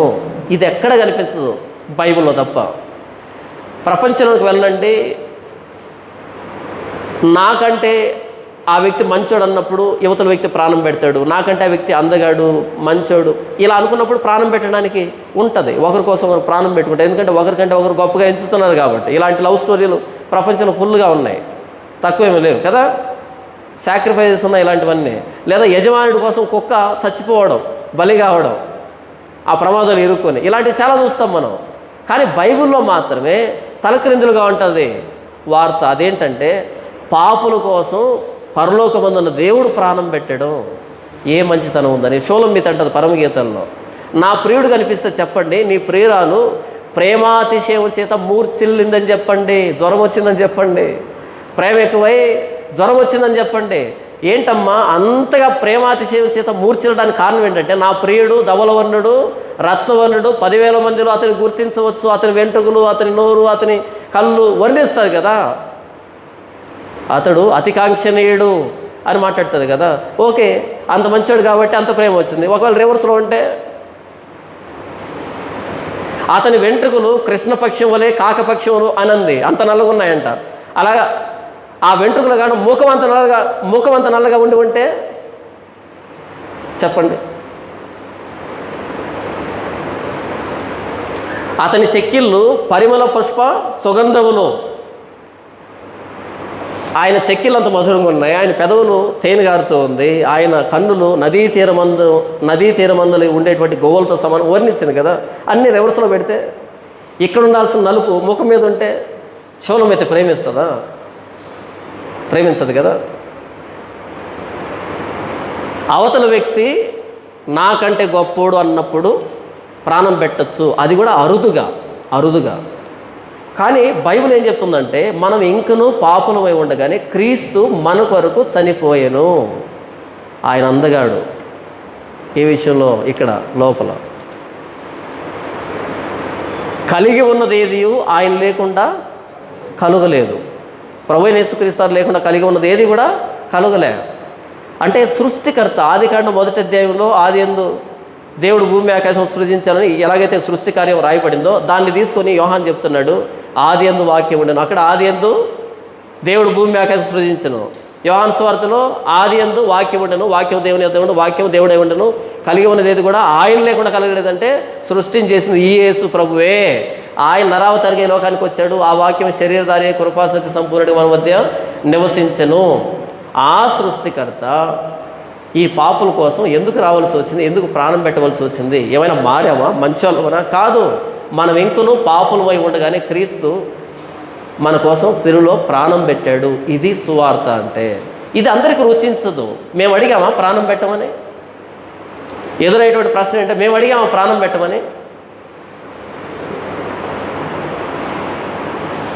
అడిగితే కదా ఆయన ప్రాణం పెట్టింది. అసలు అడగాలని కూడా మనకు తెలియదు కదా. అడగాలని కూడా మనకు తెలియదు కదా. మనం పాపం చేస్తున్న విషయం కూడా మనకు తెలియదు కదా. మనం చేస్తే పాపులం కాదు, పుట్టుకతోనే పాపులమే, జన్మత కర్మత పాపులమే. ఈ మధ్య ఒక కొత్త దరిద్రం కొట్టే సిద్ధాంతం వచ్చింది. ఏంటంటే లేదంట దేవుడు మనల్ని పరిశుద్ధంగా పుట్టించాడంట. ఎక్కడుంది అలా అంటే ప్రసంగిలో ఉందంట. అరే స్వామి, అక్కడ ఉన్నది ఆదాము అని ఉన్నది ఒరిజినల్ లాంగ్వేజ్లో. ఆదాము దేవుడు యథార్థవంతుడిగా పుట్టిస్తే తర్వాత వారు వివిధమైన తంత్రాలు కల్పించుకొని చెడిపోయారు అని. లేదంట మనల్ని పరిశుద్ధులుగా పుట్టిస్తే మధ్యలో చెడిపోతున్నామంట. మరి దావీదు తమాషాకి అన్నాడా, నేను పాపంలో పుట్టినవాడును, పాపంలో నా తల్లి నన్ను గర్భం ధరించను. దావీదు ఎందుకు బచ్చేవతో వ్యభిచారం చేశావు అంటే, ప్రభువా ఇప్పుడు చూసావా? కాదు ఎప్పటి నుంచో పాపినే. కాబట్టి నీ దయా వాత్సల్యత చొప్పున, నీ కరుణ వాత్సల్యత చొప్పున హిస్సోపుతో నన్ను కడిగితే కానీ, కుష్ఠరోగిని కడిగినట్టు కడిగితే కానీ నా పాపం పోదు అని అన్నాడు. ఎప్పటి నుంచో పాపనని చెప్పాడు. నాలో పాప నియమం ఉందని చెబుతాడు అపోస్తలుడైన పౌలు 7వ అధ్యాయం రోమీయులకు రాసిన పత్రికలో. కాబట్టి మంచోళం కాదు, నీతిమంతులు లేడు, ఒక్కడూ లేడు అంటే అందులో చిన్నపిల్లలు లేరు. మీకు అర్థమైందా? నీతిమంతుడు లేడు, ఒక్కడూ లేడు అంటే అందులో చిన్నపిల్లలు లేరా? పెద్దోళ్ళకి రాశారా? చిన్నపిల్లలకు? ఈ ప్రపంచంలో నీతిమంతుడు అనేవాడు లేడు. ప్రభు అయిన యేసుక్రీస్తు ఉచితముగా నీతిమంతులుగా చేయాలి తప్ప స్వతహాగా నీతిమంతుడు లేడు. సువార్త ఏంటంటే పాపుల కొరకు పరిశుద్ధుడైన దేవుడు, సృష్టికర్త అయిన దేవుడు ప్రాణం పెట్టాడు. దీన్ని ప్రకటించినప్పుడు దీన్ని అంగీకరించి, నిజమే నేను పాపిని అని అంగీకరించి, ఎలా అంగీకరించాలి దాన్ని? మారు మనసు పశ్చాత్తాపం ద్వారా అంగీకరించి బాప్తిస్మము తీసుకుంటే వాడు రక్షింపబడతాడు. దీన్ని నమ్మకపోతే, ఇది వెర్రితనంగా అనిపిస్తే వాడు శిక్షింపబడతాడు, నిత్య నాశనానికి పాత్రుడు. వాడు చేసిన పాపాలను బట్టి కాదు, సువార్త వాడి దగ్గరికి వచ్చినా అంగీకరించలేదు కాబట్టి. రేపు చనిపోయిన తర్వాత తీర్పు ఎలాగుంటుందంటే, నువ్వు దొంగతనం చేసావు, వ్యభిచారం చేసావు, మోసం చేసావు కాబట్టి నరకానికి వెళ్ళు కాదు. వాటన్నిటి నుంచి నిన్ను పరిశుద్ధుడిగా చేసే సువార్త వచ్చినా సరే ఆ సువార్తను అంగీకరించలేదు కాబట్టి నరకానికి వెళ్ళు. ఎందుకంటే అందరం పాపులమే కాబట్టి ప్రత్యేకంగా నువ్వు దొంగమని చెప్పాల్సిన అక్కడ అందరూ దొంగలమే. కాకపోతే ఈరోజు నువ్వు బయటపడతావు, రేపు నేను బయటకు వస్తావు. లేకపోతే నేను అత్యంత మేధావినై జీవితాంతం బయటపడకుండా కవర్ చేసుకుంటా. మొత్తం అందరూ ఒకే పడవలో ఉన్నాం కాబట్టి నువ్వు దొంగవి, నువ్వు పలానప్పుడు అలా చేసావు, ఇలా చేసావు చెప్పాల్సిన అక్కర్లేదు. మనందరి హృదయం ఏకరీతిగా నిర్మించబడింది. మనందరి హృదయం ఒక్కటే, ఎవరిలోనూ మంచితనం లేదు. అయితే ఒకడు బయటకు వస్తాడు, బయటకు రాడు, అంతే. అయితే ఇప్పుడు తీర్పు దేన్ని బట్టి ఉంటుందంటే, ప్రభు అయిన యేసుక్రీస్తు వారి సిలువను ఎందుకు అంగీకరించలేదు అనే దాన్ని బట్టి ఉంటుంది. మన దగ్గరికి సువార్త వచ్చి దాన్ని మనం విని దాన్ని మనం అంగీకరించకపోతే ప్రభు అయిన యేసుక్రీస్తు వారి సువార్తను అంగీకరించినటువంటి కారణంతో నరకానికి వెళ్తాము.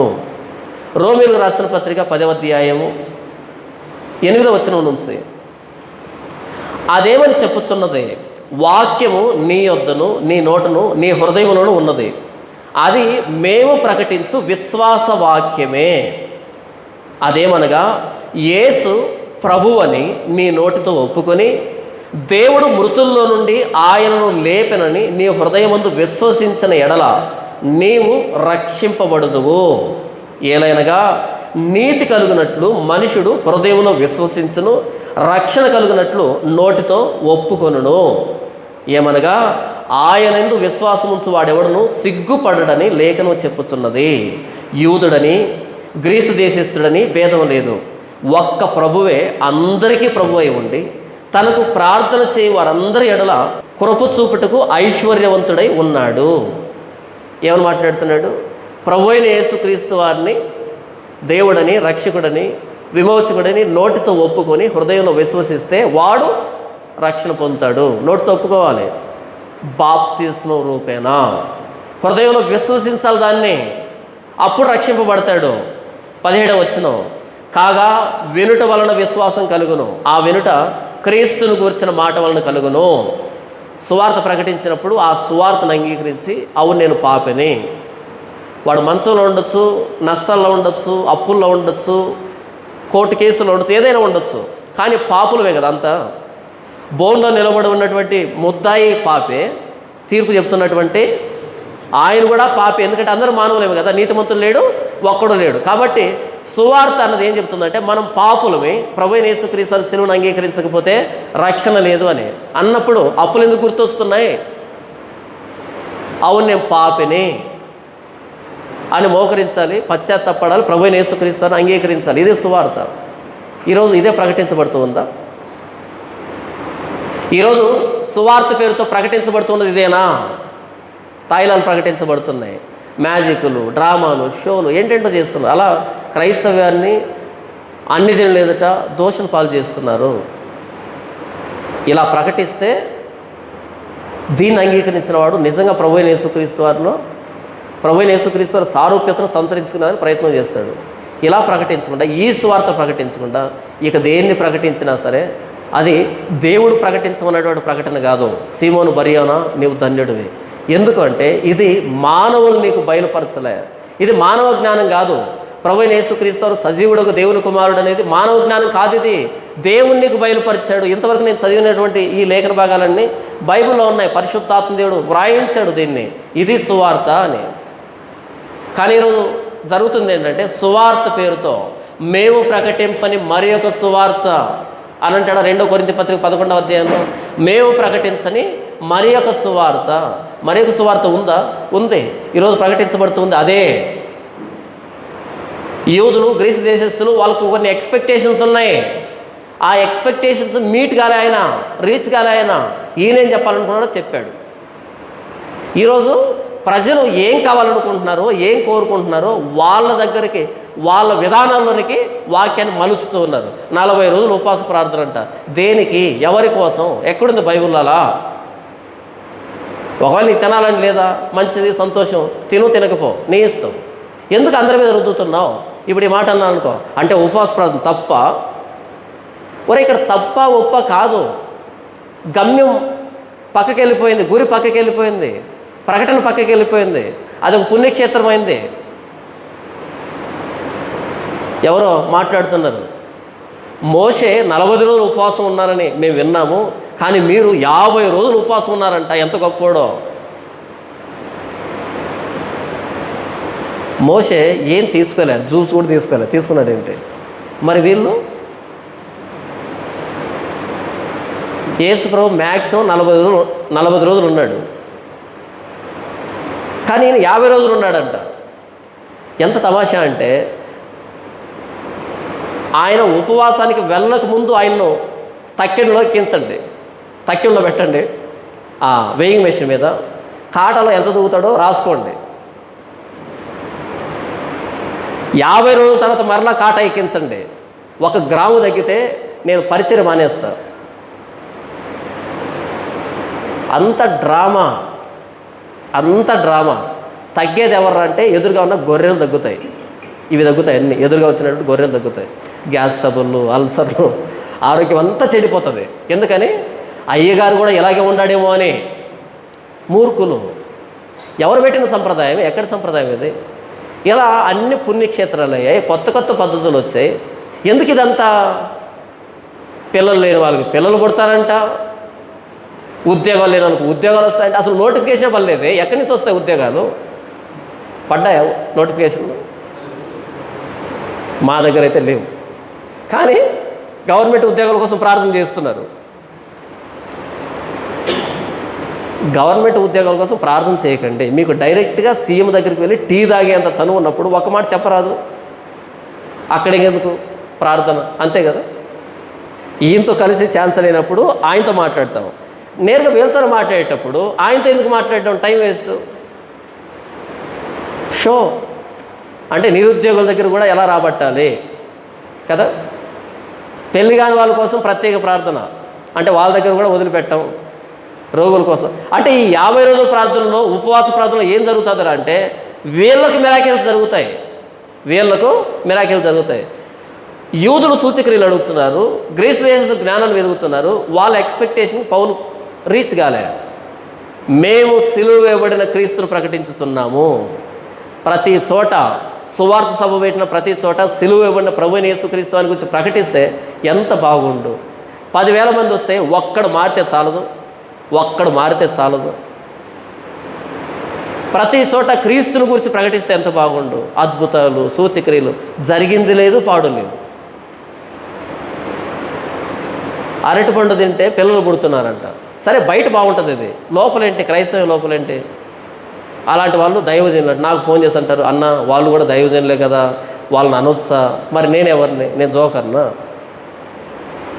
ఆయన దైవజనుడు అంట కాబట్టి అనకూడదంట. మరి నేనెవరిని? అన్న ఆయన పెద్ద దైవజనుడు కదా అంటే మరి నేనెవరిని? యూదులు సూచక్రియలు అడుగుతూ ఉంటే, గ్రీస్ దేశస్థులు జ్ఞానాన్ని వెతుకుతూ ఉంటే, పౌలు మాత్రం సిలువ ఇవ్వబడిన ప్రభువైన యేసుక్రీస్తు అని ప్రకటిస్తున్నాడు.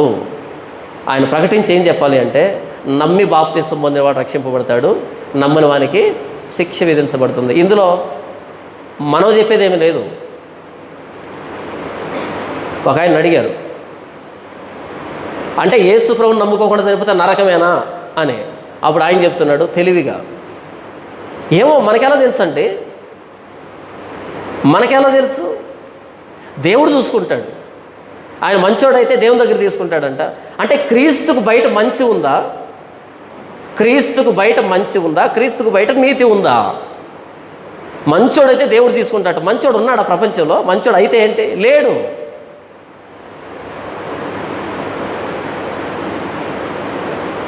ప్రపంచంలో ఏ పాముకైనా కాళ్ళు ఉంటాయా? చెప్పండి. ప్రపంచంలో ఏ పాముకైనా కాళ్ళు ఉంటాయా? ఉండొచ్చేమో. మనిషి మంచోడు లేడు ఈ ప్రపంచంలో.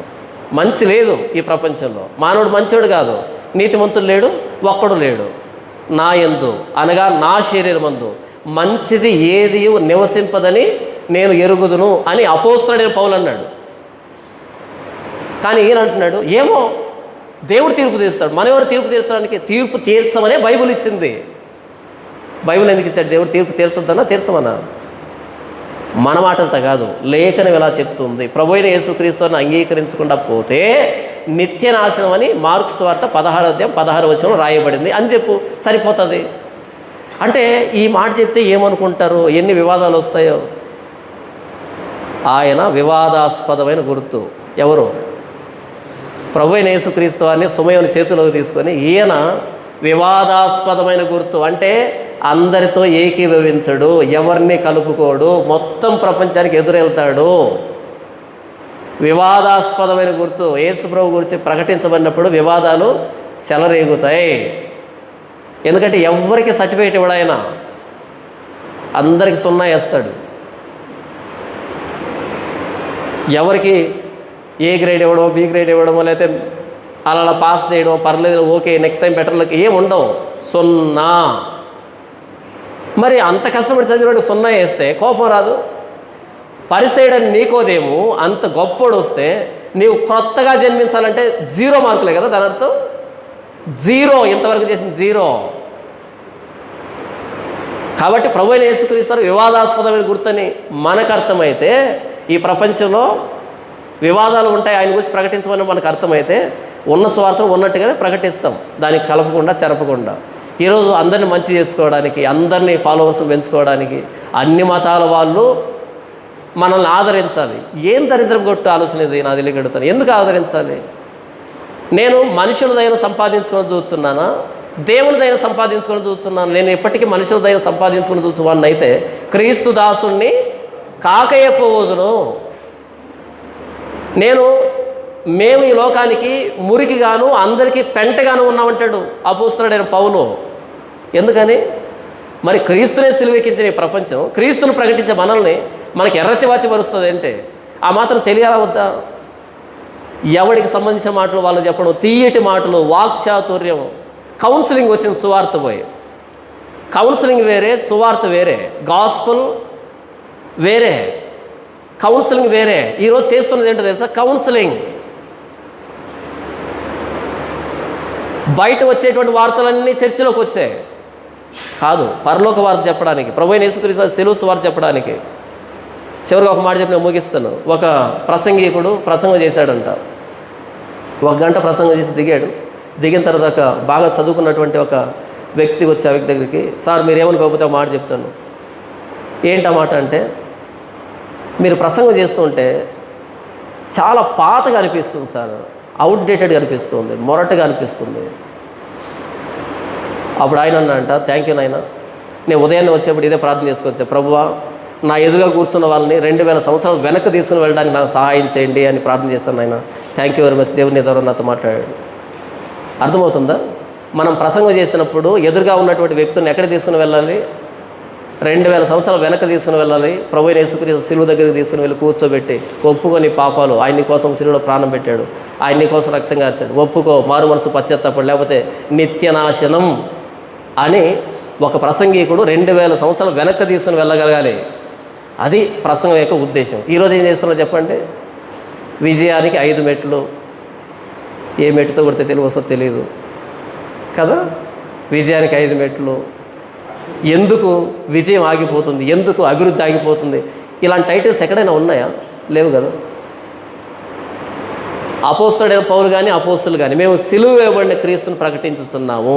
ప్రభువైన యేసుక్రీస్తు సిలువని అర్థం చేయించడమే సువార్త. ఇది వెర్రితనంగా అనిపించవచ్చు, నశించుచున్న వారికి వెర్రితనం, కానీ రక్షించబడుచున్న మనకు దేవుని శక్తి. అందరూ రక్షణ పొందరు. ఇది ఇరుకు మార్గం, ఇది జీవ మార్గం. అందరు రారు.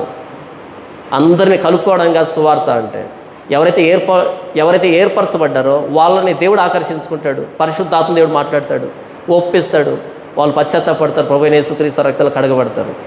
మనమైతే ఏదైతే ప్రకటించమని చెప్పాడో దాన్ని ప్రకటించడమే, అంతకుమించి మనం చేసేదేం లేదు. ఈ 2024లో సువార్త కలుషితం అయిపోయింది. రకరకాల వ్యక్తులు, రకరకాల అభిప్రాయాలు, రకరకాల దర్శనాలు, కళలు ఏంటేంటో ఆపాదించి మొత్తానికి సువార్త ఏంటో గలిబిలి అయిపోయింది. కాబట్టి మరలా మనం 2000 సంవత్సరాల సువార్తని మరలా ఈ 2024లో ప్రపంచాన్ని తెలియజెప్పాలి. క్రీస్తు శిలువ త్యాగాన్ని లోకానికి ప్రకటించాలి. ఆ సిలువని ఎలా అంగీకరించాలంటే మారు మనసు పశ్చాత్తాపం ద్వారా. ఆ ప్రభువైన యేసుక్రీస్తు ప్రాంతంగాన్ని అంగీకరించకపోతే నిత్యనాశనం, నిత్య నరకం. ఎవడైనా సరే ఏ భేదం లేదు, అందరం పాపం చేశాం. మీరు సర్వలోకానికి వెళ్ళి సర్వ సృష్టికి సువార్త ప్రకటించండి. నమ్మి బాప్తిసం పొందిన రక్షింపబడతాడు, నమ్మని వానికి శిక్ష విధించబడుతుంది, ఎవడైనా సరే. కాబట్టి కళ్ళు మూసుకుందాం, కొద్ది నిమిషాలు మన పాపాలను ఒప్పుకుంటూ, ప్రభువా నా కోసం నీవు సిలువలో ప్రాణం పెట్టావు, రక్తం కార్చావు, ప్రభువా నా పాపాల నుంచి విడిపించండి, నా అంతరంగాన్ని కడగండి, పరిశుద్ధపరచండి, ప్రభువైన యేసుక్రీస్తు ప్రాణత్యాగాన్ని ప్రతినిత్యం గౌరవించడానికి సహాయం చేయడని 2 నిమిషాలు మనలో మనం మాట్లాడుకుందాం ప్రభువుతో.